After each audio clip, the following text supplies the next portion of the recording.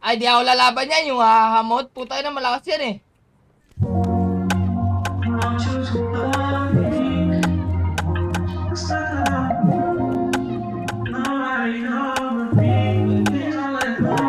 Kung hahabulin ko lahat ng pangarap ko, pakisabi naman sa'kin kung anong doon na mali. Ba't kumakatingin sa'kin para ba akong aawayan pag naggagawa yung sinabi ko dating gagawin?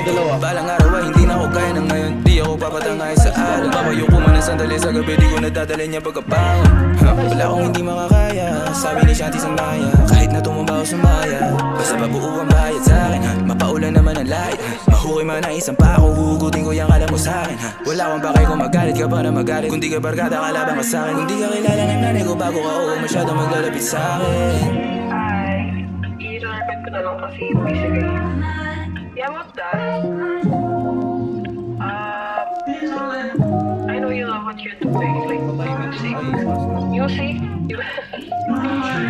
Ayun, gawin mo yun kasi naniniwala ko sa'yo, alam mo yan. Diba? Hindi ko sinasabi to kasi hindi ka naman nalalo sa mga ginagawa mo. Pero gusto ko sabihin to sa'yo kasi hindi mo kasing galing ng mga artist nowadays. Actually, mas galing na sa ulit. Ano yan, ikaw mataas? Char. Tapos di ba may mga pangarap ka na ano?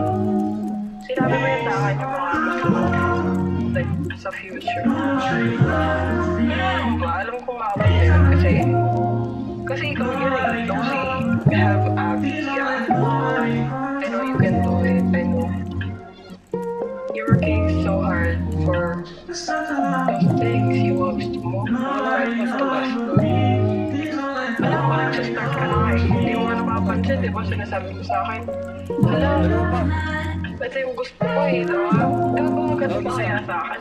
Tapos, like, wala akong na-realize so tapos mo yung mga pangarap mo and I'm very proud of you.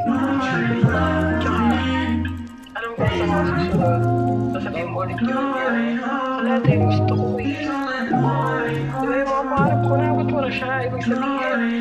So, keep doing it. Say lang, bye.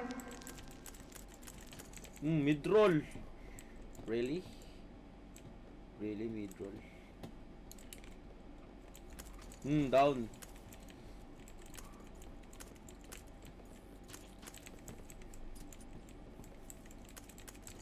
Down 3.